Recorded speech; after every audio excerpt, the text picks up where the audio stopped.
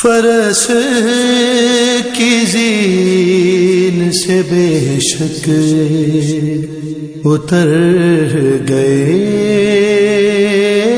ہیں حسین.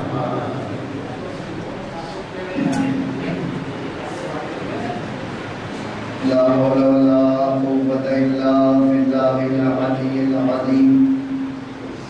حسبنا الله ونعم الوكيل ونعم المولى ونعم النصير. أعوذ بالله من الشيطان اللعين الرجيم.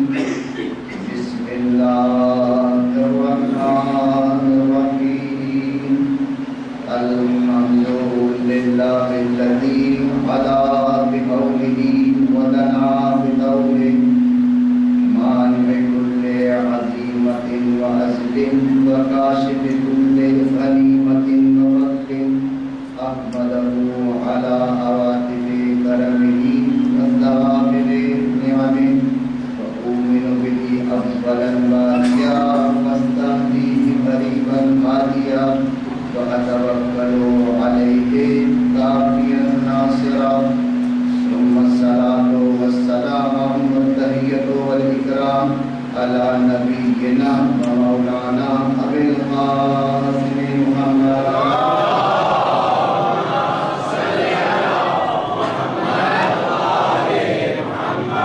خاتم الطيبين الطاهرين المعصومين المظلومين المنتجبين الميامين الذين أذهب الله عنهم الرجس وطهرهم تطهيرا.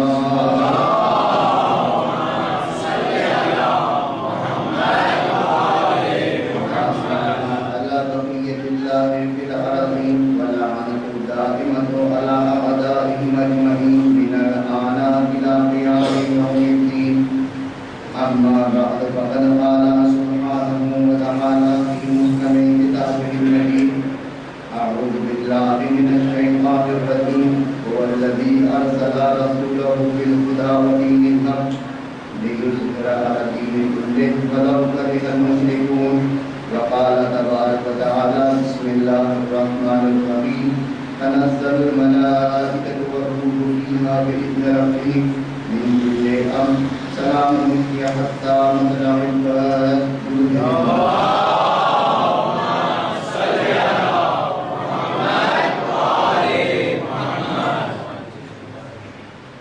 آج کی اس مجلس کی جو عنوان دیا گیا ہے علامات ظہور یعنی نشانیاں جو ظہور سے پہلے واقع ہوں گی ان کا بیان ہونا ہے. لیکن علامات ظہور کو بیان کرنے سے پہلے اس بات کو بھی ثابت کرنا چاہیے کہ آیا کوئی ہے کہ جو ظاہر ہوگا. یہ بات تو تقریباً تمام مذاہب میں پائی جاتی ہے، چاہے وہ مسلمانوں کا فرقہ ہو، مذہب تشیع ہو یا برادران اہل سنت ہوں، چاہے عیسائی ہوں، چاہے یہودی ہوں، چاہے ہندو ہوں، چاہے پارسی ہوں. تقریباً سارے مذاہب میں ہی منجی عالم کا تصور پایا جاتا ہے. منجی عالم کا لفظ اس لیے استعمال کر رہا ہوں کہ چونکہ ہم اگر امام زمانہ کہہ لیں تو پھر وہ کانسیپٹ صرف اور صرف ہمارے ساتھ مختص ہو جاتا ہے. لیکن جب یہ عقیدہ جو ہے وہ تمام مذاہب میں تقریباً پایا جاتا ہے تو پہلے کلی بات کی جائے کہ منجی عالم ایک ایسا شخص کہ جو عالم کو نجات دینے والا ہوگا، اس کا کانسیپٹ تقریباً تمام مذاہب میں پایا جاتا ہے. کہ عیسائی کہتے ہیں کہ جب دنیا ظلم و جور سے بھر جائے گی، جسم و جنون سے بھر جائے گی تو حضرت عیسیٰ نازل ہوں گے اور دنیا کو عدل انصاف سے بھر دیں گے. یہودی کہتے ہیں کہ جب دنیا فساد میں مبتلا ہو جائے گی تو خدا ایک شخص کو بھیجے گا کہ جو اس دنیا کو جو ہے وہ امن و سکون میں بھر دے گا. آتش پرست پارسی بھی کہتے ہیں کہ جب دنیا میں فسق و فجور ظلم اور تشدد بڑھ جائے گا تو خدا ایک شخص کو بھیجے گا کہ جو اس دنیا کو واپس صحیح کرے گا. ہر مذہب میں یہ پایا جاتا ہے، لیکن باقی تمام مذاہب اور مذہب اسلام میں یہی فرق ہے یہ باقی تمام مذاہب کہتے ہیں کہ ایک شخص آئے گا، کون ہوگا؟ سوائے حضرت عیسیٰ کے باقی کسی عیسائی قوم کے علاوہ باقی کسی قوم میں معین نہیں کون ہوگا، لیکن امت مسلمہ میں یہ بات تو متفق علیہ ہے کہ جو جب دنیا ظلم و جور سے بھر جائے گی تو جو آئے گا وہ اولاد فاطمہ میں سے ہوگا۔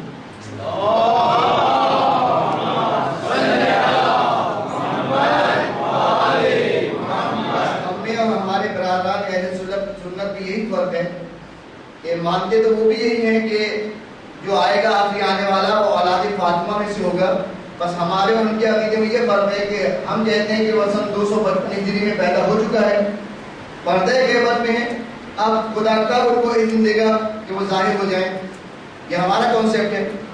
اور اہل سنت کا نظریہ یہ ہے کہ پیدا نہیں ہوئے، پیدا ہوں گے اور اس کے بعد ظہور کریں گے۔ تو اب ہمارا عقیدہ صحیح ہے یا ان کا عقیدہ صحیح ہے، اس پہ بھی ابھی تھوڑی سی گفتگو ہوگی کہ پہلے تو یہ کہ کوئی منجی عالم ہونا چاہیے۔ اس پہ دلیل کے لیے جو میں نے پہلی آیت پڑھی سورہ بقرہ کی آیت کہ وہ الذی ارسل رسولہ بالہدی ودین الحق لیظہرہ علی الدین کلہ، کہ اللہ وہ ہے کہ جس نے رسول کو بھیجا دین حق کے ساتھ، ہدایت اور حق کے ساتھ بھیجا تاکہ وہ تمام ادیان کے اوپر اپنے دین کو غالب کر سکے۔ ولو کرہ المشرکون، اگرچہ یہ بات جو ہے مشرکوں کو بہت ناگوار گزر گئی، ان کے لیے نہ قابل برداشت نہ قابل تحمل ہے۔ تو رسول اللہ سن 11 ہجری کو اس دنیا سے چلے گئے، سارے مسلمان کے فرقے مانتے ہیں، چاہے وہ ہم ہوں چاہے ہمارے دوسرے برادران ہوں، لیکن جب رسول اللہ اس دنیا سے گئے تو کیا اسلام سارے ادیان پہ غالب آ چکا تھا؟ یا آج 1400 سال گزر گئے، کیا اسلام سارے ادیان پہ غالب آ گیا؟ آج اگر آپ مذاہب کی اسٹیٹکس نکالیں تو سب سے بڑا جو دین ہے وہ دین بت پرستی ہے۔ دنیا میں سب سے زیادہ جو مذہب کے ماننے والے ہیں وہ بت پرست ہیں، اس کے بعد عیسائیت آتی ہے، اس کے بعد مسلمان آتے ہیں، تیسرے نمبر پہ کہیں جا کے مسلمان آتے ہیں۔ تو پھر یہ آیت تو غلط ہو گئی نا کہ اللہ نے رسول کو ہدایت کے ساتھ اور دین حق کے ساتھ بھیجا تاکہ وہ سارے ادیان پہ اپنے دین کو غالب کر دیں۔ تو اس کا مطلب ہے کہ یہ آیت ابھی کمپلیٹ نہیں ہوئی، اس آیت کو بھی کمپلیٹ ہونا باقی ہے۔ اس کا مطلب ہے کہ کوئی آئے گا کہ جو آنے کے بعد آیت کو مکمل کرے گا، یعنی مکمل کیسے کرے گا کہ آخر اسلام کو سارے ادیان پہ غالب کر دے گا، سوائے اسلام کے باقی کوئی دین جو ہے وہ باقی نہیں رہے گا۔ تو جب یہ آیت ابھی مکمل نہیں ہے، مکمل ہونا باقی ہے، تو اس کا مطلب ہے کہ کوئی ابھی نہیں ہے کہ جس کو آنا ہے۔ اور قرآن میں جو بھی امینڈمنٹ ہونا تھا، جو بھی تبدیلی ہونی تھی وہ رسول اللہ کے زمانے میں ہوگی۔ رسول اللہ کے بعد نہ کوئی نئی آیت آئے گی، نہ کوئی آیت کینسل کی جائے گی، اور نہ کسی آیت میں جو ہے وہ تبدیلی کی جائے گی۔ اور قرآن کے اوپر اگر تھوڑا سا آگے آگے آتے تو زیادہ اچھا ہوگا۔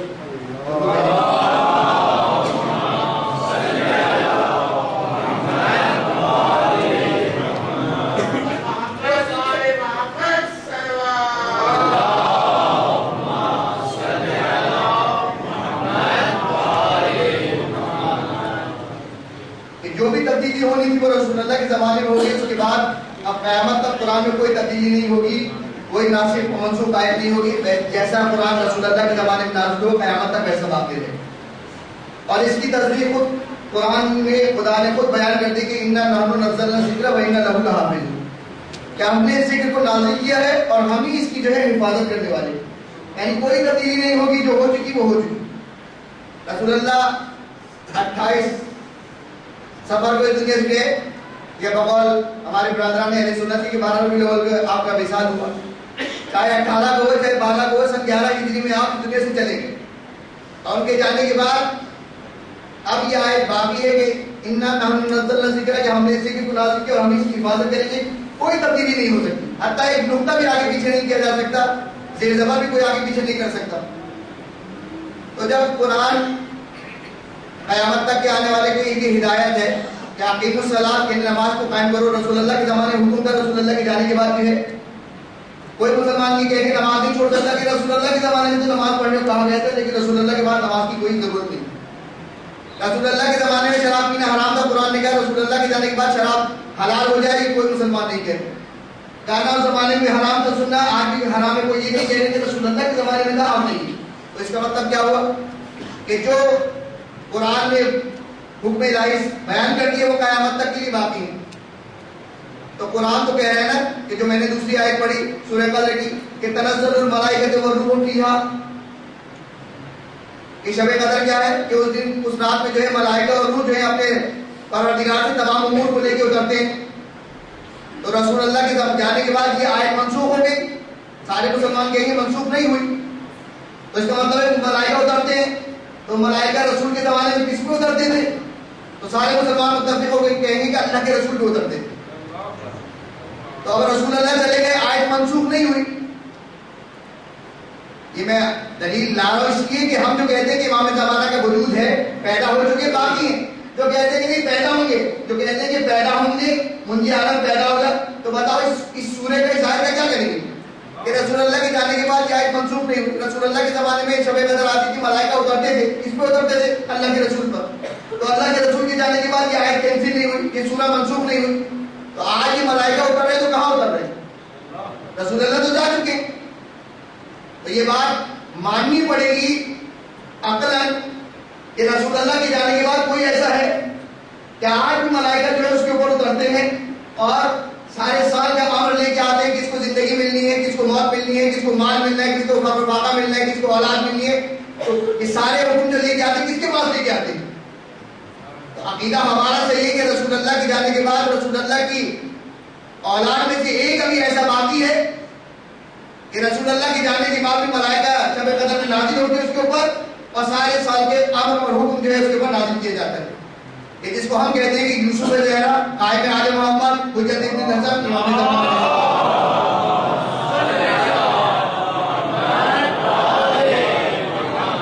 یہ چھوٹے سے دو مقدمے کے ذریعے سے دو باتیں تو ثابت ہوئی نا.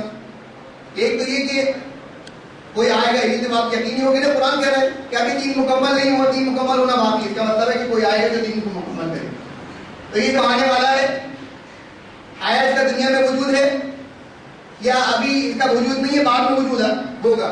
تو یہ بھی قرآن سے ثابت کیا سورہ قدر کے آیت کے ذریعے سے کہ نہیں، ہمارا عقیدہ صحیح ہے کہ وہ پیدا ہو چکا ہے، دنیا میں ہے. اگر دنیا میں نہ ہو تو پھر اس سورہ کا کیا کرو گے کہ ملائکہ نازل ہو رہے تو کہاں جا رہے ہیں؟ تو جب یہ بات بھی طے ہو گئی، حکم ہو رہا ہے کہ پھر اور بہت آگے آگے آ جائے گی کچھ بھیجیں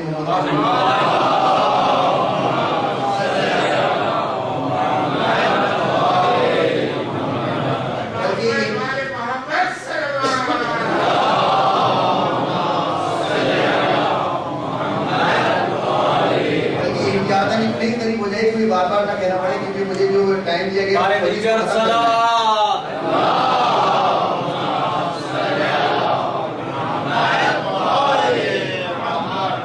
آج میں اپنی تجربات جمع کر دی ہے. مجلس پڑھنا ویسے مشکل ہوتا ہے، اور پھر ایسا موضوع کہ جو اشرا چاہے نہ ہو اس کو آپ سمیٹ کے 45 منٹ کی مجلس میں جس میں آپ کو مسائل بھی پڑھنے ہو تو سمیٹنا جو ہے وہ گویا ایسے ہی کہ جیسے آپ دریا کو کوزے میں لے کے آ جائیں. خیر نہ میں اتنی طاقت ہے کہ دریا کو کوزے میں جائے، سمجھانے کے لیے کہہ رہا ہوں. یہ موضوع بہت مشکل ہے، علامت کو اہم کرنی ہے کہ جب یہ طے ہو گیا کہ دین مکمل نہیں ہوا، ابھی دین مکمل ہونا باقی ہے، اور یہ طے ہو گیا کہ کوئی ہے کہ جو رسول اللہ کے بعد ملائکہ اس کے پاس آتے ہیں، تو ہمارا عقیدہ دلائل کے ساتھ، میں یہ دلائل اس لیے پیش کرتا ہوں کہ ہمارے بچوں کو دلائل معلوم ہونے چاہیے. ذرا سا معاشرے میں نکلتے ہیں، ذرا سے دو سوال ہوتے ہیں تو ان کی جو ہے نا وہ سٹی گم ہو جاتی ہے، ان کو پتہ ہی نہیں ہوتا. آپ کو اپنے عقیدے کے بارے میں دلیل کے ساتھ معلوم ہونا چاہیے کہ ہم جو یہ کام کر رہے ہیں کیوں کر رہے ہیں. ہم جو کہہ رہے ہیں کہ امام زمانہ ہے، منجی عالم ہے، تو دلیل کیا ہے؟ وہ ہر چیز قرآن سے ثابت کرو نا. قرآن سے دو مثالیں آپ کے لیے دے دی گئی کہ کبھی کسی سے بحث ہو جائے تو یہ دو آیتیں پیش کر دیں، بتاؤ کہ دین مکمل نہیں ہوا تو دین کا مکمل ہوگا، یعنی کوئی آئے گا. رسول اللہ تو نہیں آئے گا تو کوئی آئے گا.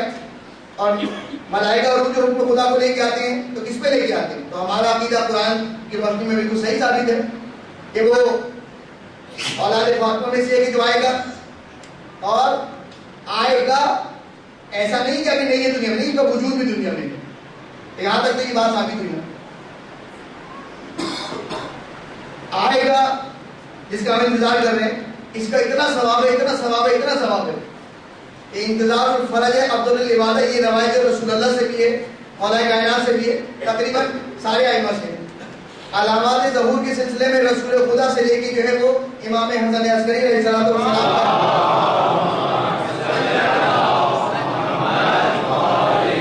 سارے ائمہ نے جو ہے وہ علامات کو ذکر کیا ہے.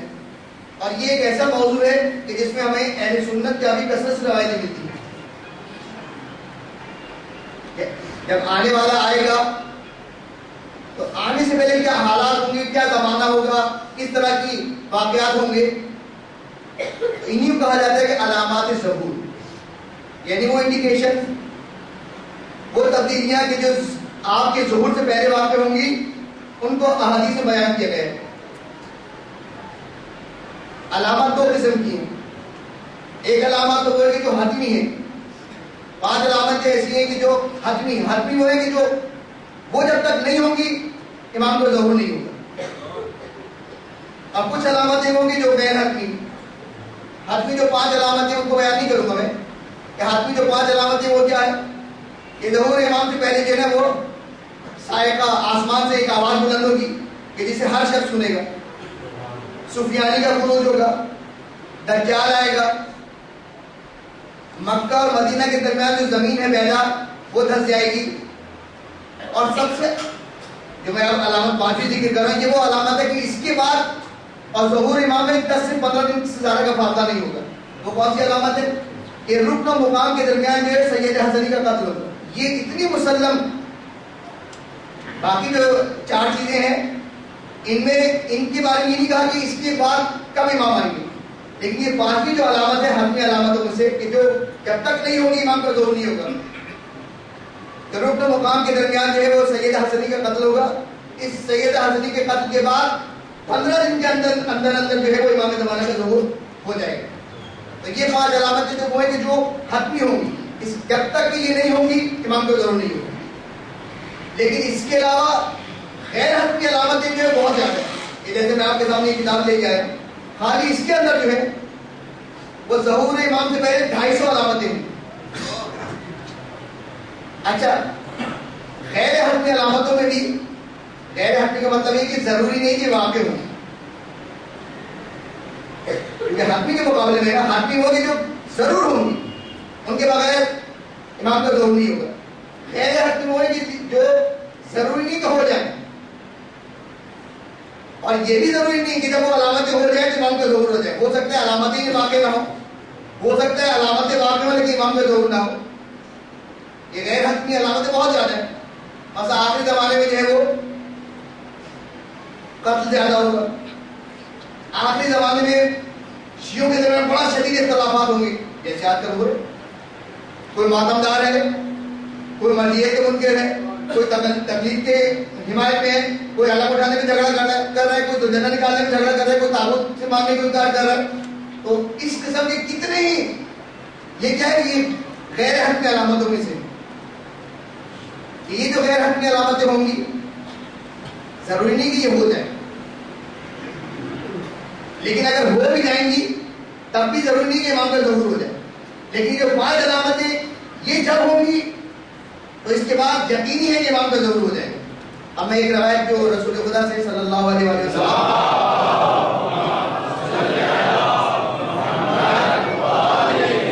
ایک روایت پڑھوں گا اور اس کے اندر ہی جو ہے 50 علامتیں بیان کی ہیں کہ جو آخری زمانے سے مراد کیا ہے کہ یعنی ظہور سے پہلے کی ہے. آخری زمانے سے بھی کہا جاتا ہے کہ فسق و فجور جو ہے وہ اپنے اینڈ پہ ہوگا، اس کے بعد فسق و فجور نہیں ہوگا، کیونکہ امام کے آنے کے بعد دنیا اسی طرح عدل و انصاف سے بھر جائے گی کہ جیسے امام کے آنے سے پہلے ظلم سے بھری ہوئی.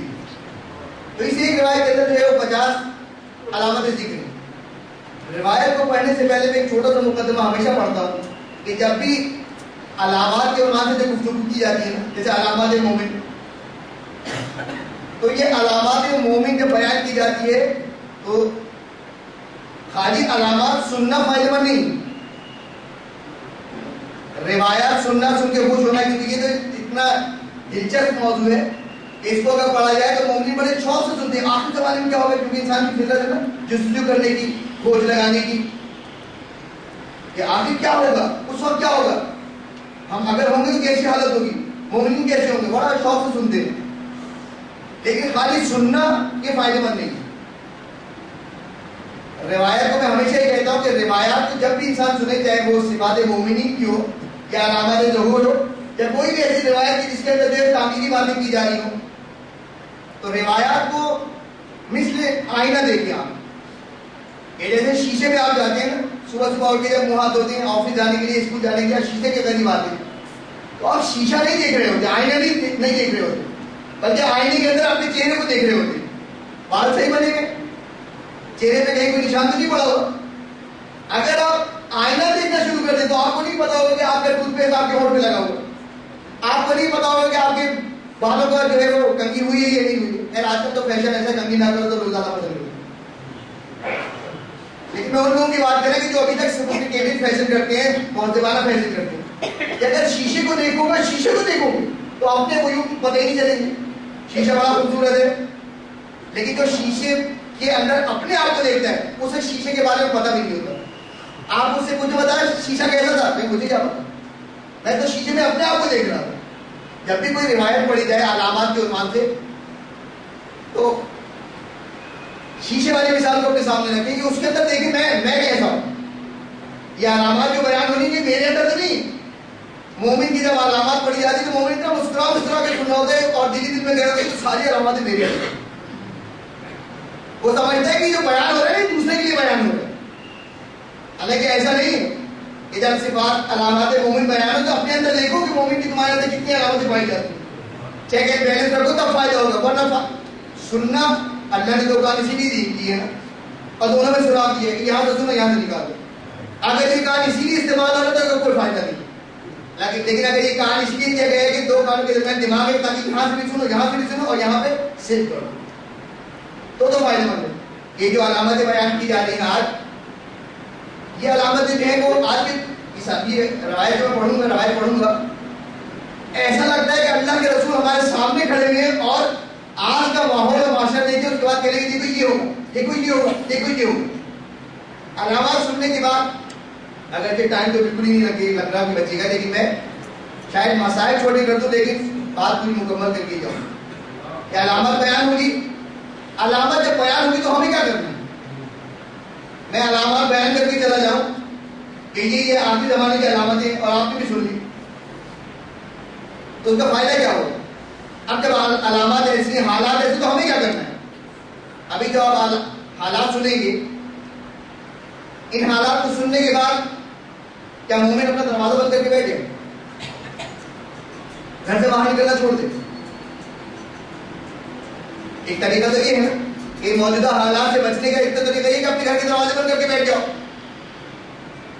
جیسے سردی بہت زیادہ ہو آپ سائبیریا میں اتار دیے جائیں، انٹارکٹیکا میں اتار دیے جائیں، پھر -50 ٹیمپریچر ہے. تو ایک تو طریقہ یہ ہے کہ آپ کو سردی سے بچنے کا کہ آپ اپنے گھر کو گرم کر لیں اور اس کے بعد دروازہ بند کر لیں. تو اس طرح کتنے دن رہیں گے آپ؟ 10 دن، 20 دن، 50 دن. جیسے ہی آپ کا کھانا پینا ختم ہوگا آپ کو باہر نکلنا ہے. تو سردی سے بچنے کا بہترین طریقہ یہ ہے کہ خالی دروازہ بند کر کے نہیں بیٹھ جاؤ، گھر بھی اپنا گرم رکھو اور گرم لباس اپنے لیے رکھو کہ اگر تم کو باہر نکل کے جانا پڑے تو تمہیں سردی نہ لگے، تمہیں تمہارے اوپر جو ہے جاڑا تاری نہ ہوتا. یہ حالات جب خراب ہیں تو ایک تو طریقہ یہ کہ آپ دنیا کی ساری ٹیکنالوجی استعمال کرنا چھوڑ دیں. انٹرنیٹ پہ نہیں بیٹھے کیوں؟ انٹرنیٹ پہ بہت خرابات چیزیں. تو آج جو سارا کام انٹرنیٹ کے ذریعے سے ہو رہا ہے، انٹرنیٹ کے بارے میں تو آپ رہ نہیں سکتے. آج دنیا میں جتنی چیزیں ایجاد ہو چکی ہیں ایسا ایسا ضرورت بن گئی ہے. پہلے موبائل نہیں تھا، آپ کی ضرورت نہیں تھی، لیکن آج موبائل ضرورت بن گئے. والدین اتنی خطرناک چیز ہونے کے باوجود اپنے بچوں کو دیتے ہیں. کیوں؟ اس لیے کہ کراچی کے حالات ایسے. بچہ کالج گئے نہ جانے واپسی میں کیا حالات ہو تو بچے کے پاس موبائل تو ہونا چاہیے کہ بتا سکیں کہ حالات صحیح نہیں ہیں تاکہ والدین اس کو دینے جا سکیں. یعنی یہ ضرورت بن گیا. اگرچہ نقصان دہ ہے موبائل بچوں کے لیے، لیکن والدین مجبور ہیں کہ اپنے بچے کو موبائل دیں. یا تو آخری زمانے کے علامات سن کے گھر سے نکلنا چھوڑ دیں. تو کتنے دن نہیں نکلو، کتنے دن جدید ٹیکنالوجی استعمال نہیں کرو گے، انٹرنیٹ استعمال نہیں کرو گے، بچوں کو موبائل نہیں دو گے. جب مجبور ہے کہ دنیا میں اسی دنیا میں رہیں گے اور اسی دنیا کی ٹیکنالوجی سے استعمال کریں گے تو بھی جو آخری زمانے کی علامتیں ہیں اس میں ہم شامل نہ ہو، اس کے لیے ہمیں کیا کرنا پڑے گا. تو آخر میں اس کا بھی بیان آئے گا، لیکن اس سے پہلے جلدی جلدی روایت پڑھ دوں میں کہ روایت اتنی اچھی ہے. اللہ کے رسول سے درود بھیجے محمد علیہ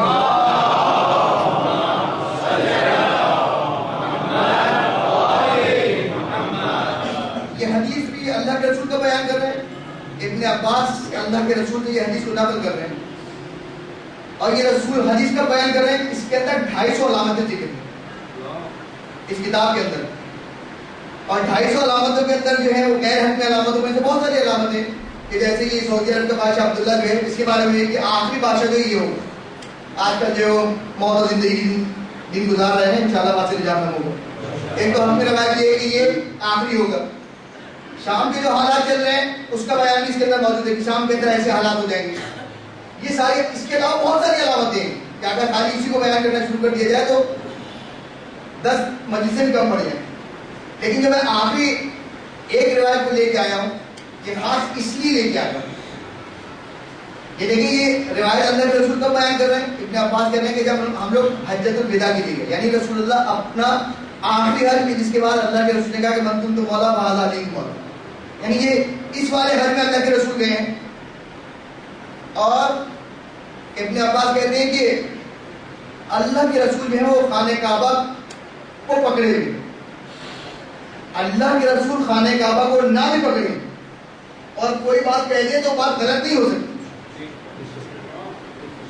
اپنی بات میں وزن پیدا کرنے کے لیے اللہ کے رسول نے خانہ کعبہ کو پکڑا ہو کے دیکھو میں اس وقت جو خانہ خدا سے متصل ہوں، میری بات میں شک نہیں کرنا کہ میں جذبات میں کہہ رہا ہوں یہ بات جب ایسی کوئی بات کر رہا ہوں کو ڈرانے کے لیے کر رہا ہوں. نہیں، میں نے خانہ کعبہ کو ہاتھ میں لیا ہوا ہے. اور اس روایت میں آپ بار بار یہ دیکھیں گے کہ اللہ کے رسول کہہ رہے ہیں کہ قسم خدا کی جس کے قبضہ قدرت میں میری جان ہے، خانہ کعبہ کو پکڑا ہوا ہے اور بار بار یہ کہہ رہے ہیں کہ قسم خدا کی جس کے قبضہ قدرت میں میری جان ہے. اور کب کہہ رہے ہیں کہ جب زندگی کا آخری دن چل رہے نا ایگزام چل رہے یہ حجۃ الوداع 10 ذی الحجہ کو ہوا، اس کے بعد 28 صفر کو آپ کی وفات ہو گئی.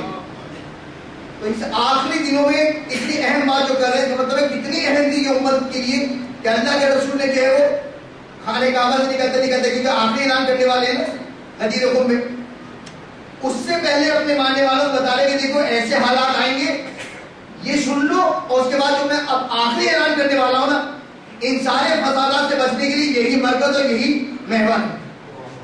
خانہ کعبہ کا دروازہ خانہ کعبہ کو پکڑ کر بار بار قسم کھا کر بتا رہے کہ دیکھو ایسے حالات آئیں گے آخری زمانے میں. اور یہاں پہ نہیں بیان کیا کہ اس سے بچنے کا طریقہ کیا ہے. جب میدان خم میں لے کے گئے مدینہ خم میں تب بتایا کہ دیکھو ان حالات سے بچنے کی ایک ہی طریقہ اور ایک ہی رائے حل ہے، وہ یہ کہ میرے بعد اس سے متمسک رہنا اور اس کے جانے کے بعد اس کے اولاد سے متمسک رہنا. درود بھیجے محمد علیہ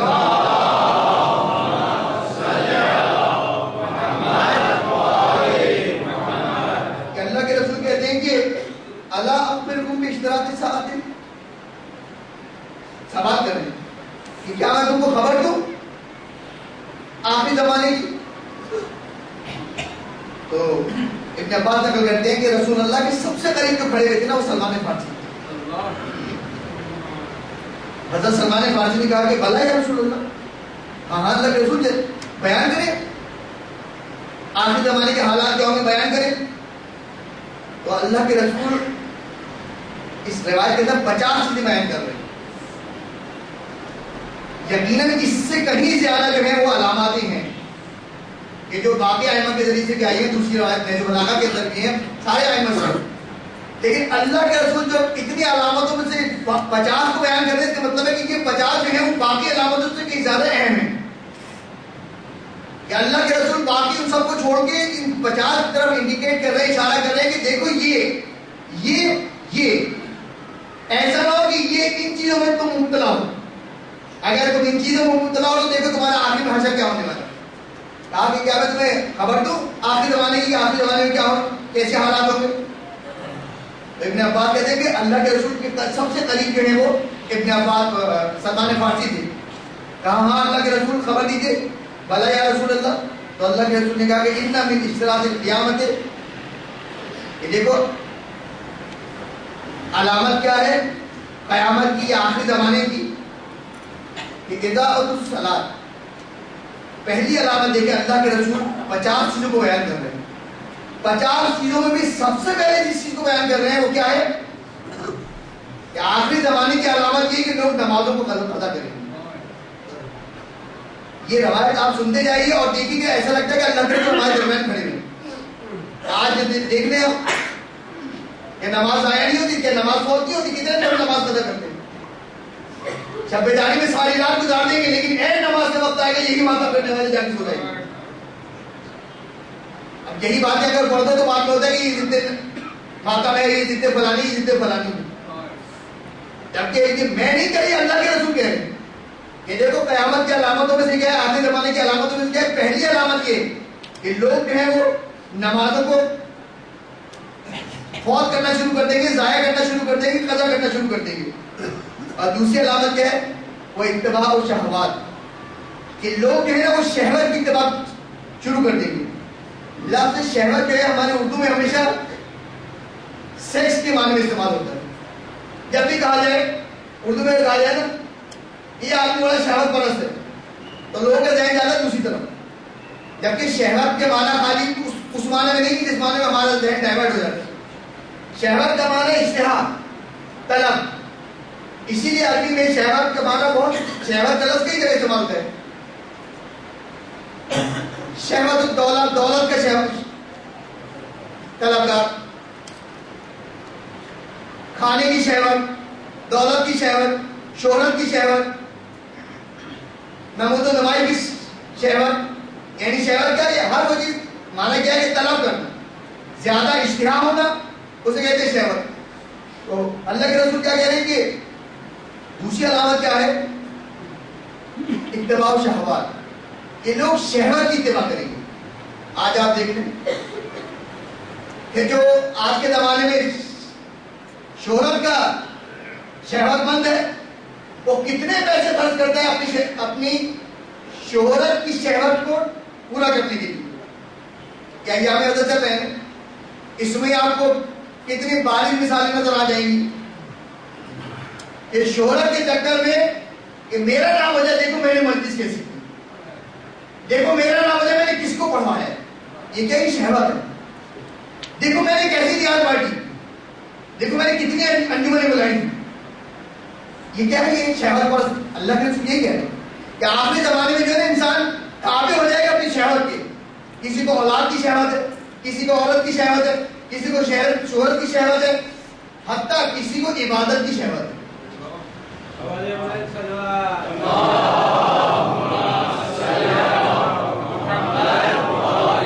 کہ وہ عبادت جو ہے اس کی عبادت بھی اللہ کے لیے نہیں.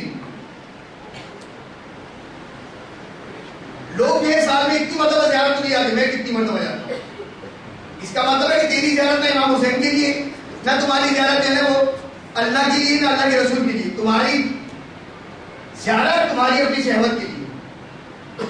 تمہاری زیارت کے اندر وہ محبت اور طلب نہیں ہے کہ جو امام حسین کو ہونی چاہیے. تمہاری زیارت کے اندر تمہاری اپنی شخصیت بنا ہے. یہ زیارت پہ جا رہا ہے اس لیے کہ کوئی نہیں جاتا. دیکھو میں سال میں 3 مرتبہ جاتا ہوں زیارت کے لیے. اب میں اس سے زیادہ اور تفصیل نہیں بیان کروں، اگرچہ تفصیل تو بہت آ سکتی ہے لیکن میں جلدی پڑھ دوں، روایت بہت اچھی ہے. تو بس میں جو کہ ہمارے انسان جو ہے نا اپنی نفسانی خواہشات کی طرف تمائل کرے گا. اللہ کی مرضی نہیں دیکھے گا، اپنی مرضی دیکھے گا. اس کے کام کے اندر، حالانکہ ہر کام کے اندر پہلے انسان کو یہ سوچنا چاہیے کہ اللہ کے لیے کر رہا ہو تو کرے، اللہ کے لیے نہیں کر رہا تو چھوڑ دے. اللہ کے رسول کہہ رہے ہیں کہ آخری زمانے میں لوگ جو بھی کام کریں گے ان کا کام ان کے لیے ہوگا، اللہ کے لیے نہیں ہوگا. نماز پڑھ رہے، نماز اللہ کے لیے نہیں پڑھیں گے، اپنے لیے پڑھیں گے. نماز اس لیے پڑھو تاکہ عذاب نہ آئے، نماز اس لیے پڑھو تاکہ رزق بڑھ جائے، زیارت عاشور اس لیے پڑھو تاکہ زمانے کے حالات اس پر طاری نہ ہو. یہ قتل و غارت جو ہو رہی ہے نا اس سے میں بچ جاؤں. اب آپ سوچ رہے ہیں کہ واقعی اگر ایسا ہی ہے تو پھر ہم ساری عبادت چھوڑ دیں. کیا نہیں، عبادت نہیں چھوڑ، عبادت کرنی ہے. اردو کا محاورہ ہے نا، ہم بول ہم سبا. اگر آپ اس نیت سے زیارت عاشور نہ بھی پڑھیں میں زیارت عاشورہ اس لیے پڑھا ہوں تاکہ زمانے کے حالات سے بچ جاؤں، اور زیارت عاشورہ واقعی امام حسین کی محبت میں بڑھے تو وہ بھی ہوگا کہ جو آپ نہیں چاہ رہے، جو آپ چاہ رہے ہیں وہ بھی ہوگا، یعنی امام حسین آپ کو دنیا کی آزمائش سے محفوظ رکھیں گے، اور وہ ثواب خالص بھی ملے گا کہ جو آپ نے صرف امام حسین کے لیے کیا۔ تو بہتر یہ نہیں کہ سارے کاموں کو اللہ کی طرف پہنچا دو، تاکہ جو نیت تمہارے اندر ہے، میں جب بھی کسی کاروان کے ساتھ جاتا ہوں زیارت پہ، میں ہمیشہ یہی کہتا ہوں کہ جیسے مولا کائنات کا حرم نظر آئے فوراً ہاتھ پھیلاتے ہو، جو غریب ہے کہتا ہے مولا دولت دے دے، خواتین میں بچیوں کی شادی کی سب سے پہلے مولا ہمارے بچیوں کی شادی ہو جائے، باپ گیا تو کہتا ہے میرا بیٹا جو ہے وہ مطلب میڈیکل پڑھ رہا ہے وہ پاس ہو جائے۔ ہر آدمی اپنے حساب سے جو ہے وہ دنیا مانگ رہا ہوتا ہے، چاہے کربلا کا حرم ہو چاہے نجف کا حرم ہو۔ میں ہمیشہ اپنے ساتھ جانے والے زبانوں کو یہی کہتا ہوں کہ یہ سب چیزیں تو یہ خود دیں گے تم کو، اس لیے تم آئے دور سے ہو نا، یہ سب چیزیں تو یہ خود دیں گے تم کو۔ بھائی آپ کا بچہ آپ سے کہتا ہے کیا، بچہ چھوٹا ہوتا ہے نا تو ماں سے کہتا ہے کہ مجھے کھانا دے، ماں خود سمجھ جاتی ہے کہ کھانے وقت ہو گئے تو کھانا دے۔ عید آنے والے کی باپ سمجھ جاتا ہے عید آنے والے تو کپڑے نہیں بنا کے دے۔ تو جب یہ ہمارے دنیاوی ماں باپ کہ جن کی محبت ہمارے آئمہ جیسی محبت نہیں ہے ہمارے ساتھ، تو جب یہ دنیاوی ماں باپ اپنی اولاد کی اتنا خیال کرتے ہیں کہ پیاسے ہونے سے پہلے پانی لا کے رکھ دیتے ہیں، صبح یہ اسکول جائے گا کمزور نہ ہو جائے تو سلانے دودھ کا گلاس رکھ دیتے ہیں، تو یہ آئمہ کی جو ہمارے والدین سے زیادہ ہم سے محبت کرتے ہیں، کیا کہ بغیر مانگی یہ نہیں دیں گے۔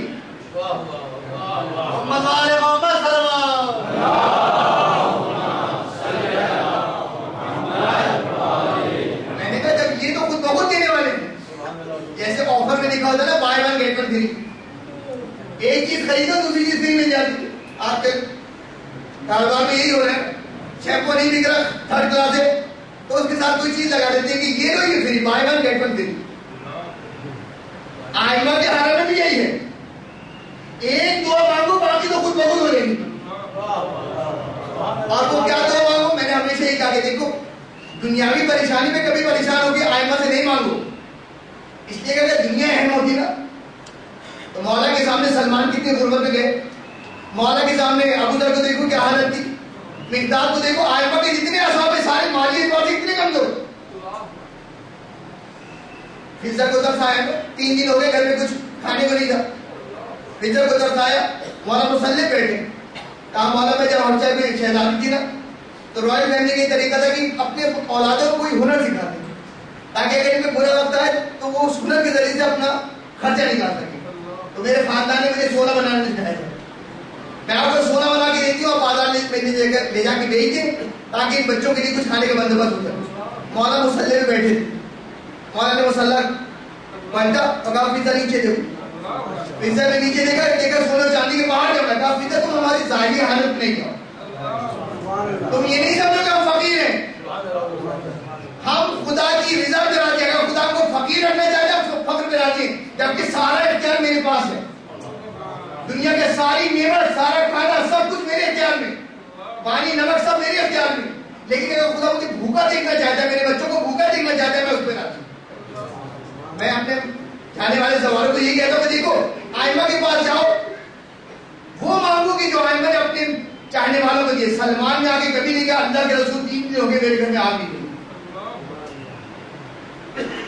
ابو ذر نے آگے مقداد نے آگے کہا کہ اللہ کے امیر المومنین نے عجیب بات دیکھی، کہا کیا، کہاں میں گیا میں دیکھا کہ سلمان کے گھر میں جو ہے وہ چولہا جل رہا ہے، ہانڈی پہ کھانا پک رہا ہے۔ سلمان نے دیکھا کہ آگ کم ہو گئی، کوئی چیز نہیں اٹھے، میں نے آگ کے اندر ہاتھ ڈالا اور آگ کو صحیح کر دیا۔ تو مولا نے کہا کہ مقداد نے کہا کہ ان کے ہاتھ نہیں جلے، مولا نے کہا کہ سلمان کے اوصاف اور فضائل اگر تم کو پتہ چل جائے نا تو تم سلمان کو قدر کر دو، یہ کہاں سے آئے؟ مولا نے سلمان کو دیا تھا مال و دولت نہیں دی، بہترین قسم کا گھوڑا نہیں دیا، بہترین قسم کا بنگلہ نہیں دیا، مولا نے سلمان کو گھوڑے گھومے دی کہ سلمان دنیا تو 60 سال 70 سال کی گزر جائے گی، اصل چیز تو آخرت ہے نا، کہ آخرت کے لیے ہم نے تم کو ایسا سوال دے دیا ہے کہ دنیا والے جب یہاں سے جائیں گے تب انہیں پتا چلے گا کہ ان کے پاس کیا تھا تمہارے پاس کیا تھا۔ میں اپنے لے جانے والوں کو کہا کو یہی کہتا ہوں کہ جب یہاں پہ آئے ہو نا دین مانگو، دین مانگو، دنیا خود بخود مل جائے گی. دعا یہ کرو کہ خدا امیر المومنین سے بھی یہ کہو کہ مولا آپ کے حرم میں آئے ہو، آپ کا پیروکار ہوں، جب اس دنیا سے جاؤ تب بھی آپ کی ہی پیروکار رہو اور آپ کی ولایت باقی رہو. میں نے کہا کہ مولا نے یہ دعا سن لی، دنیا بھی تمہاری بن گئی اور آخرت بھی تمہاری بن گئی. اس لیے کہ جس کے پاس دولت نہیں اس کے پاس کیا مال. چھٹے امام کے پاس صحابی آئے تو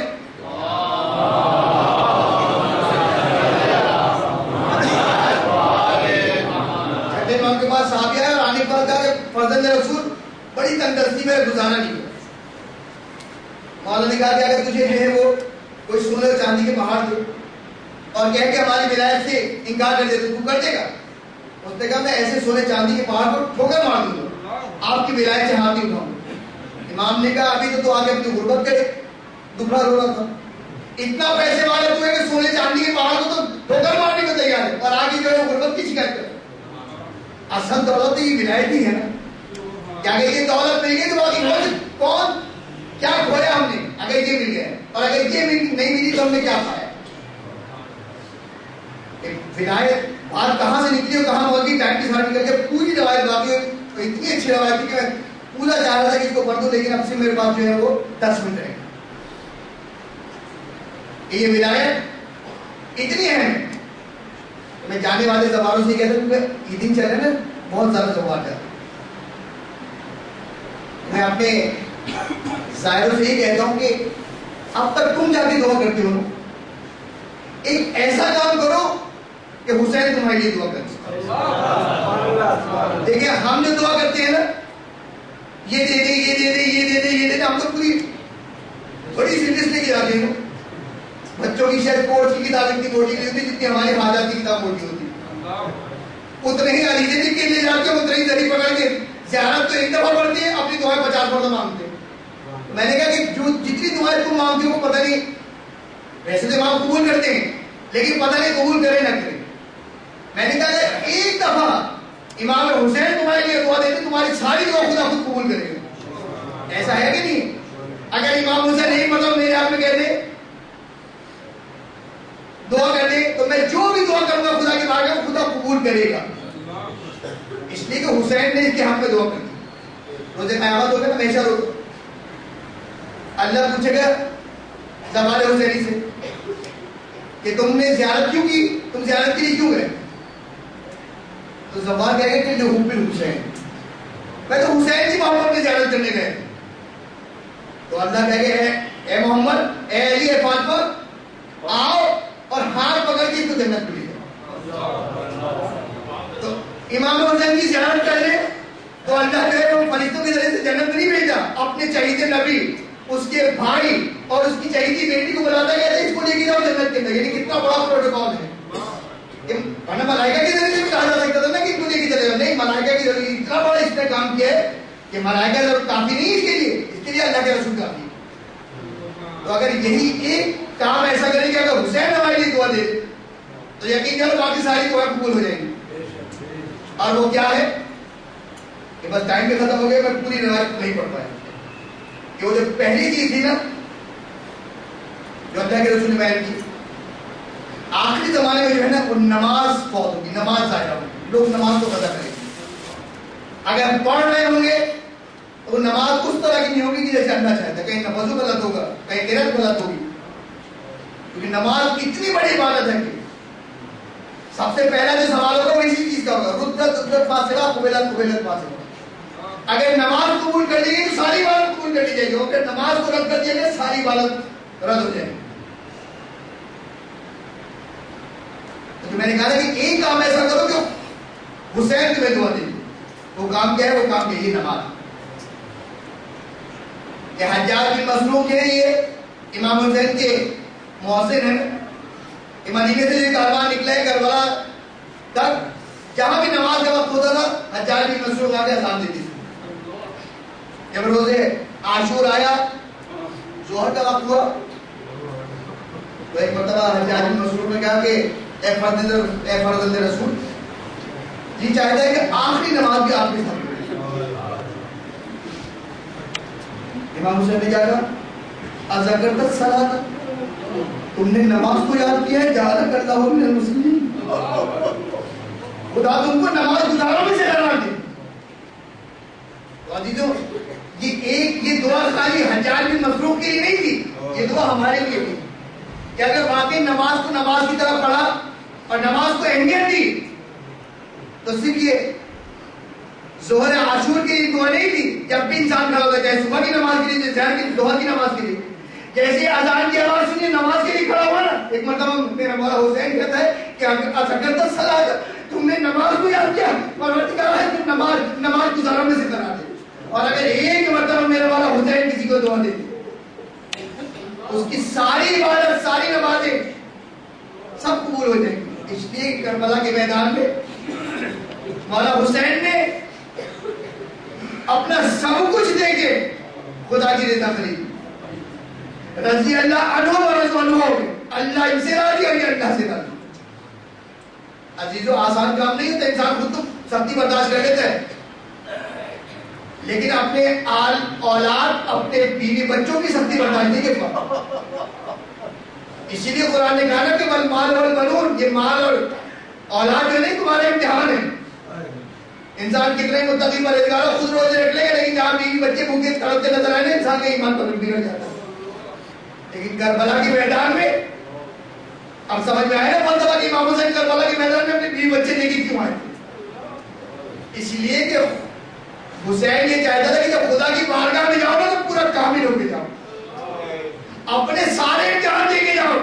اگر خدا اولاد کا امتحان لے تو علی اکبر اور علی اصغر کو قربان کر دو، اگر خدا بھائی کا امتحان لے تو عباس جیسا بھائی قربان کر دو، اور اگر خدا بیٹی کا امتحان مانگے سکینہ جیسی بیٹی دے دو، اور خدا اگر ناموس کا امتحان مانگے زینب اور کلثوم کی چادر دے دو۔ خدا نے حسین نے خدا کی بارگاہ میں سارے امتحان دے دیے، اسی لیے تو خدا نے اپنی مرضی حسین کی مرضی میں رکھی کہ اب اگر مجھے راضی کرنا چاہتا ہوں حسین کو راضی کرو، دنیا کی جو نعمتیں چاہتے ہو حسین کے عاشق بن جاؤ، نعمتیں تمہارے لیے۔ کہ حسین نے کربلا میں سب کچھ دے دیا، حسین کربلا میں سب کچھ دے دیا۔ کربلا کی ایک بھی ایسی ہے، میں اپنے ماننے والوں کہہ رہے جب آنسو فرشیدہ پر نکلے نا تو یہ دعا کر کے اٹھا کرو کہ پروردگار یہ میری پوری عادت ہے، میں اس کے آج کے بعد نہیں کروں گا۔ حسین کے غم میں آنسو کہاں رہا، یہ آنسو کوئی معمولی چیز تو نہیں ہے، یہ مجلس شبیر میں نکلے ہوئے آنسو فردوس کے باغوں میں سجا دیتی ہے۔ شہزادی زمین پر اسے گرنے نہیں دیتی، بچائے تو کوثر میں ملا دیتی ہے۔ اتنے اہم نہیں ہو، یہ آنسو کوئی معمولی چیز نہیں ہے، اتنے اہم ہے کہ کربلا کے میدان میں ایک بیوی ایسی ہے کہ جنہوں نے ہمیں یہ تعلیم دی کہ دیکھو تمہیں حسین کا غم کیسے بنا۔ یہ کون بیوی ہے؟ یہ ہمارا باپ ہے، کائنات کی خوش قسمت ترین خاتون جو ہے وہی، اس لیے کہ عورت کی خوش قسمتی یہ ہوتی ہے کہ اس کو شوہر اچھا مل جائے، جوانان جنت کا سردار شوہر، اور خوش نصیب ہوتی ہے کہ اگر سسرال اچھا مل جائے۔ سسرال کیسا کہ سسر فاتح خیبر خندق، ساس خاتون جنت، اور خاندانی سٹیٹس کیا ہے کہ رسول کے گھر کی بہو ہے یہ۔ عورت اور بھی خوش قسمت اپنے آپ کو محسوس کرتی ہے کہ جب اس کی گود بھر جائے۔ انہوں نے اس خاتون کو کتنا قدر اور کتنی منزلت بڑھائی کہ سسرال ایسا دیا، شوہر ایسا دیا، اور سونے میں سہاگا سکینہ جیسی بیٹی کہ حسین اپنی بیٹی کو اتنا پیار کرتے ہیں کہ کہتے ہیں جب سونا ہونا تو اپنے باپ کے سینے پہ سونا، علی اصغر جیسا بیٹا دیا۔ لیکن یہی بیوی جب کربلا سے واپس گئی ہے نا تو کائنات کی بدقسمت ترین خاتون کربلا کے میدان میں اس کا سہاگ ٹوٹا، اس کی قوم بھی اجڑی، اس کی موت بھی اجڑ گئی۔ عزیزوں کربلا کے میدان میں جتنی بربادی یہ بھی ہوئی ہے اتنی تو کوئی بھی نظر نہیں آتی کہ جب 11 محرم کا دن آیا نا ابن زیاد کا حکم آیا، اے عمر زیاد ان کے خاندان کو قیدی بنا کے رکھا. عمر سعد نے اپنی فوج کو حکم دیا کہ اپنے کشتوں کو دفنا دو. عجیب مصائب ہے. مصائب پڑھی تو روز ہی کیا خالی مصائب کے لیے جملہ کافی نہیں ہے کہ نواز رسول جلدی ریڈی میں بڑا ہوا ہے اور قاتلان کو اس کو کفن دے کے دفنایا جا رہا ہے. بیویوں سے کہا گیا کہ سوار ہو جائے, لیکن کس بیوی میں یہ طاقت ہے کہ اپنی سواری میں جا کے سوار ہو؟ کیا لیلا کا جی چاہے گا کہ علی اکبر کے ناصر کو چھوڑ کے جا کے سواری میں سوار ہو جائے؟ کیا فرما کا جی چاہے گا قاسم کے گلبرن کو ناصر کو زمین کو چھوڑ کے سواری میں سوار ہو جائے؟ ایک مرتبہ کوئی بیوی اپنی سواری میں سوار ہونے کو تیار نہیں ہے. عمر سعد کا حکم آیا, علی اگر سوار نہ ہو تو انہیں کوڑے مار کے سوار کرو. ایک مرتبہ علی کی بیٹی جب آقا کربلا کے بعد عباس بن گئی ہے نا, ایک مرتبہ آئے ساری بیویوں سے کہا اے بیویوں اپنی سواریوں میں سوار ہو جاؤ, ایسا نہ ہو ارے یہ جانے اپنا ظلم شروع کر دے, ہمارے بچوں کو مارنا شروع کر دے. ایک ایک بیوی کو سوار کے شہزادی دینا. ساری بیوی سوار ہو گئی, لیکن رباب حسین کی لاشی کو چھوڑنے کو تیار. کاروان رکا ہے, چلنے سے رکا ہوا ہے, اس لیے کہ رباب سوار نہیں. عمر صاحب نے پوچھا یہ کاروان کیوں نہیں چلا؟ کہا ایک بیوی حسین کی لاشی کو نہیں چھوڑ. کہا اس سے کہو کہ بیٹھ جائے اور اسے کوڑے مار تاکہ اپنی سواری میں سوار ہو جائے. ایسی سنا زینب آئی, آنے کے بعد کہا ہے بھابی ارے خدا کے لیے سوار ہو جائیے, ایسا نہ ہو یہ آپ نے ظلم و ستم کرنا شروع کر دے. نماز سوار نہیں ہوتی ہے, لیکن جب زیادہ اصرار ہوا ایک مرتبہ کھڑی ہوئی, آسمان کی طرف دیکھا اور حسین کے بہتر لاشی کو بیگوروں کفن لاشی کو دیکھا. زبان ہلی, ہوٹ ہلی, لیکن زینب نے نہیں سنا. ارے یہ کیا گفتگو شدید ہو رہی ہے, خدا کی بارگاہ میں کیا مناجات ہو رہا ہے. عزیزان محترم یہ راز رہ گیا, لیکن یہ کاروان کربلا سے نکلا, کوفے کے بازار میں پہنچا, دربار یزید میں پہنچا. ارے کوفے سے نکلا, بازار شام کے مسائل دیکھتا ہوا دربار شام میں پہنچا, دربار شام سے زندان شام میں پہنچا. یہ راز اب تک نہ کھلا کہ ارے رباب نے کیا وعدہ کیا, کیا بات کی, کسی کو نہیں پتا چل سکا. لیکن زینب یہ بات نوٹ کر رہی ہے کہ جب سے کربلا سے کاروان نکلا ہے, اگر کہیں سایہ مل جائے لیکن رباب سایہ میں نہیں بیٹھتی ہے. چاہے وہ کوفے کا بازار ہو, چاہے وہ شام کا بازار ہو, شام کے زندان میں بھی سارا کاروان اگر سائے میں بیٹھ بھی جائے رباب سائے میں نہیں بیٹھتی ہے. لیکن اب جب مدینے سے کی رہائی مل گئی نا, یہ کاروان مدینے پہنچ جائے, اب تو زندان نہیں ہے, اب تو شام کا بازار نہیں ہے, لیکن اب بھی رباب سہنے خانہ میں بیٹھی رہتی ہے, اپنے گھر میں نہیں جاتی. ایک دن شدید بارش ہوئی, مدینے میں شدید بارش ہوئی. شہزادی زینب نے آ کے کہا اے بھابھی, اے یادگار حسینی, اتنی شدید بارش ہو رہی ہے, ارے مجھے ڈر لگ رہا ہے, ایسا نہ ہو ارے بارش آپ کو صدمہ پہنچا دے. اب زینب کے سینے میں طاقت نہیں ہے, ارے حسین کی یادگار کو کھو دے. لیکن رباب نے آنے سے انکار کر دیا. لیکن مرتبہ شہزادی زینب گئی, جا کے سید سجاد سے کہا اے بیٹا اتنی شدید بارش ہے, مجھے ڈر ہے تمہاری ماں کہیں صدمہ نہ ہو جائے, اپنی ماں کو ذرا گھر کے اندر لے آؤ, حجرے کے اندر لے آؤ. عزیزان محترم میرا بیمار امام آیا, ارے کربلا میں اتنے مسائل دے چکا ہے, اتنے امتحان دے چکا ہے, اب سید سجاد میں طاقت نہیں ہے کوئی نیا امتحان دے سکے. لیکن مرتبہ آئے, اپنی ماں کے پاس آنے کے بعد کہا اے مادر گرامی گھر کے اندر تشریف لے آئیے, حجرے کے اندر تشریف لے آئیے. عزیزان محترم عجیب سوال کیا ہے رباب نے, ارے سید سجاد تڑپ کے رہ گیا. ایک مرتبہ رباب نے پوچھا اے بیٹا سجاد یہ بتاؤ بیٹا بن کے کہہ رہے ہو یا امام بن کے حکم دے رہے ہو؟ ارے سید سجاد تڑپ گیا. اگر ماں سے یہ کہتا ہے اے مادر گرامی میں جو ہوں وہ بیٹا بن کے کہہ رہا ہوں, ارے ماں کبھی حجرے کے اندر نہیں جائے گی. ایک مرتبہ دل پہ پتھر رکھا اور کہا اے مادر گرامی امام بن کے حکم دے رہا ہوں, بس اتنا سننا تھا. ایک مرتبہ سوال کھڑی ہوئی, اب ادھر جو راز نہ کھلا تھا اب وہ راز کھل گیا.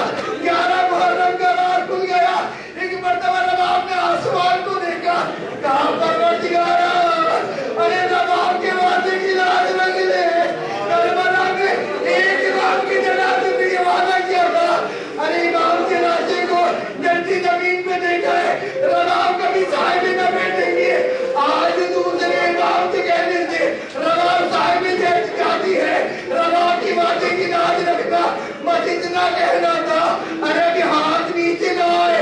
ایک مرتبہ سید سرکار کی آواز سنی اے بوڑھی اماں ارے میری ماں کو سنبھالو روا میں دنیا سے گزر گئی.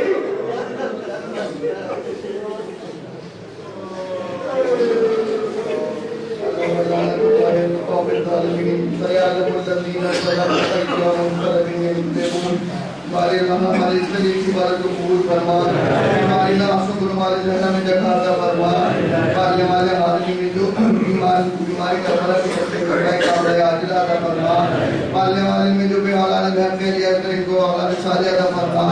پروردگار جو تشریف فرمائے ان کی تمام کی اولادوں کو نصیب بارہ حکم پانے کا بیت میں قرار دے. پروردگار ہمارے گناہوں کبیرہ و صغیرہ کو معاف فرما. پروردگار ہمارے مرحومین کی مغفرت فرما. پروردگار اس قوم میں جو مصائب آتے ہیں پروردگار ان کے انتقام کے لیے دشمنوں نے علیہ کی نابودی کے لیے اپنی آخری مدت معاملہ نمانے کی ذمہ داری فرما. اور امام کا ظہور و جہاں ان کے انصار عوام میں شامل فرما. یہاں ہے کچھ بھی دیا وہاں کرتی ہوئی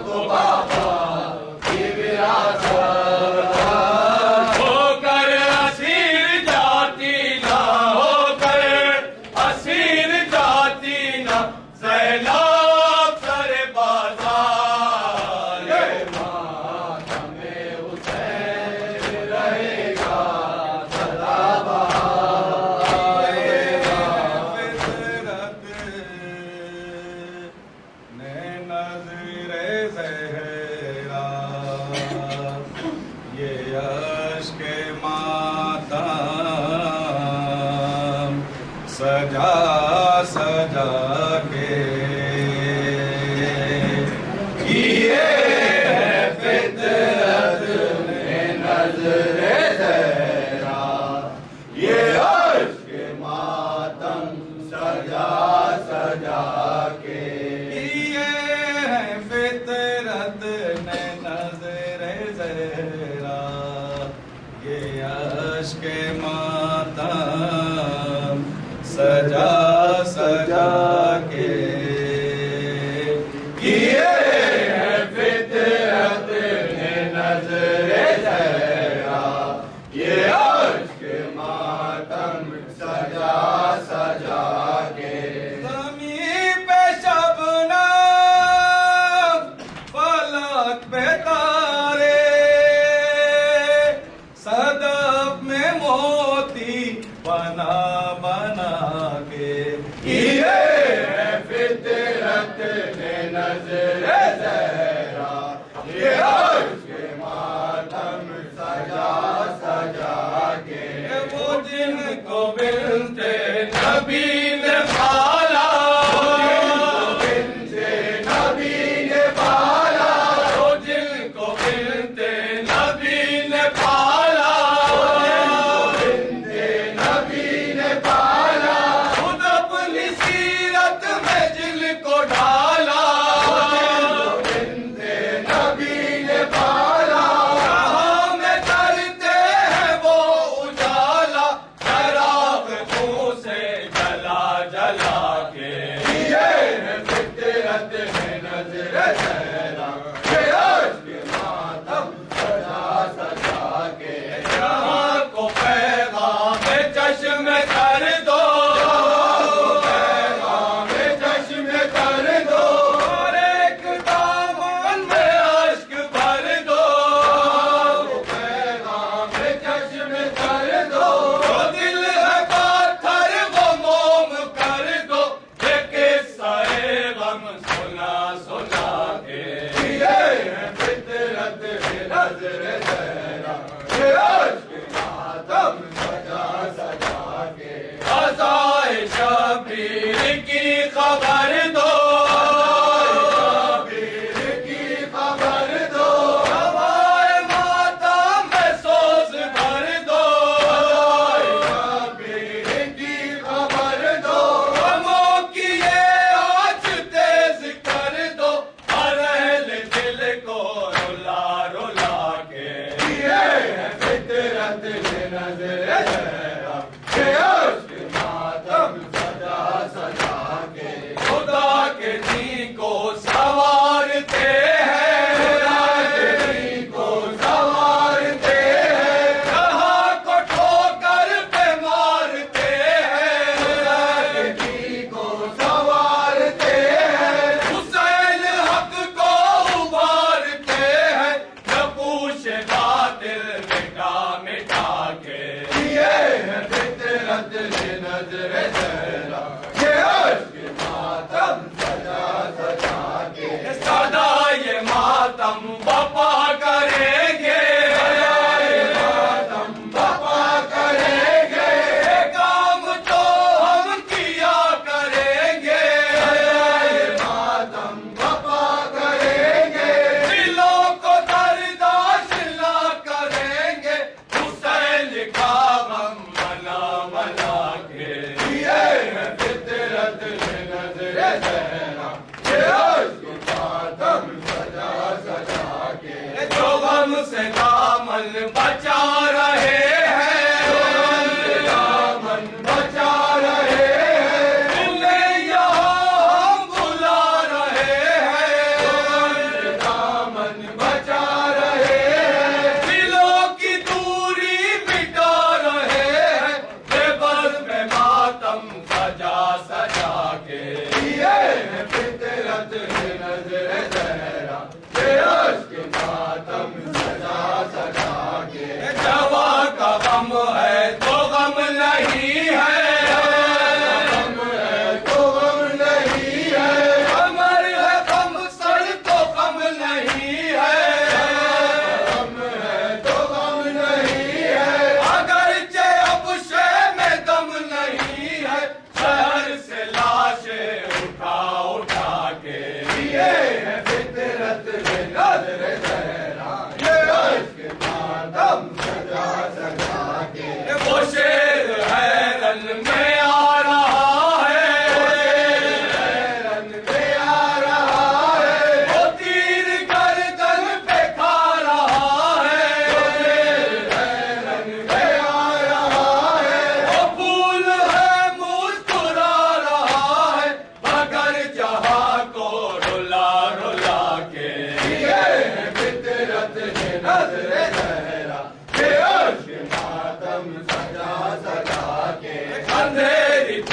غربت میں سوئے اصغر غربت میں سوئے اصغر کہاں نہ تکیا نہ کوئی بستر غربت میں سوئے اصغر یہاں تڑپتی ہے گھر میں مادر وہ خالی جھولا جھولا جھولا کے یہ ہے فطرت میں نظر تیرا یہ عشق ماتم سجا سجا کے حسین اسلام کا سہارا اسلام کا سہارا علی کا بیٹا نبی کا پیارا اسلام کا سہارا جسے لعینوں نے رنگ میں مارا ستا ستا کے رلا رلا کے یہ ہے فطرت میں نظر تیرا یہ عشق ماتم سجا سجا کے کبھی رسن تھی گلے کی مالا گلے کی مالا کبھی وہ سر گود کا اجالا رسن کی گلے کی مالا ارے سکینہ کو مار ڈالا ستم گروں نے رلا رلا کے یہ ہے فطرت میں نظر تیرا یہ عشق ماتم سجا سجا کے لحد میں پرسش کا ہم کو کیا پرسش کا ہم کو کیا وہاں تو ظاہر یہ ہوگا اعلیٰ پرسش کا ہم کو کیا ملائکہ کو رلائیں گے ہم کلام اپنا سنا سنا کے یہ ہے فطرت میں نظر تیرا یہ عشق ماتم سجا سجا کے حسین حسین حسین حسین حسین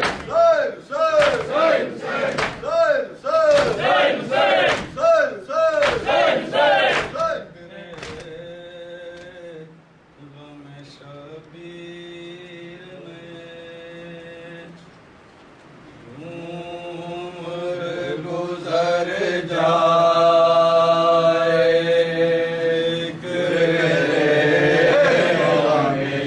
شبیر میں یوں عمر گزر جائے ذکر غم شبیر میں یوں عمر گزر جائے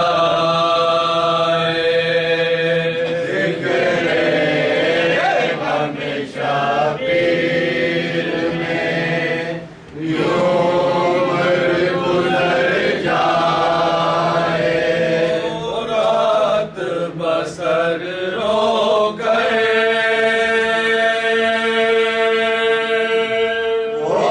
رات بسر ہو کر غم میں سر جائے ذکر غم شبیر میں یوں عمر گزر جائے دنیا کو یہ پیغام شاہ دین نے دیا ہے دنیا کو یہ پیغام شاہ دین نے دیا ہے دامن نہ چھوٹے ہاتھ سے جاتا ہے تو سر جائے ذکر غم شبیر میں یوں عمر گزر جائے عباس نے پانی نہ پیا چھیل کے دریا عباس نے پانی نہ پیا چھیل کے دریا یوں نام زمانے میں وفا کا کوئی کر جائے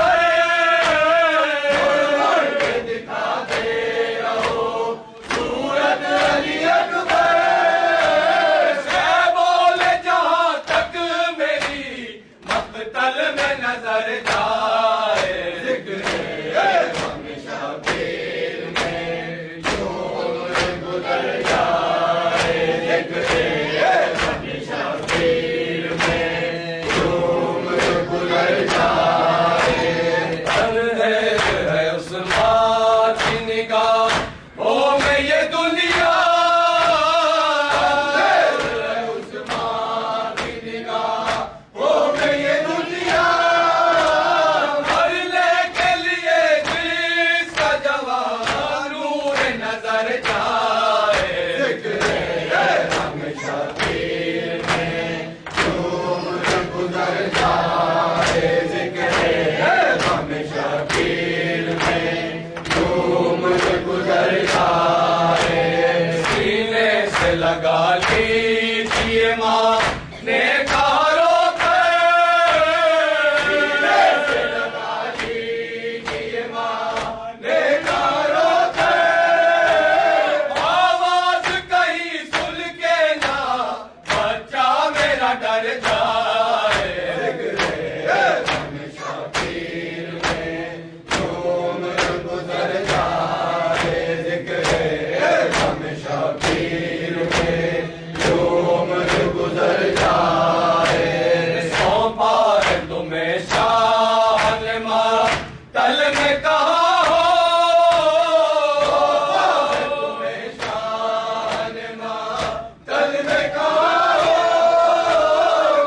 ڈھونڈنے اصغر تمہیں مقتل میں کدھر جائے ذکر غم شبیر میں عمر گزر جائے ذکر غم شبیر میں عمر گزر جائے پوچھے کوئی آپ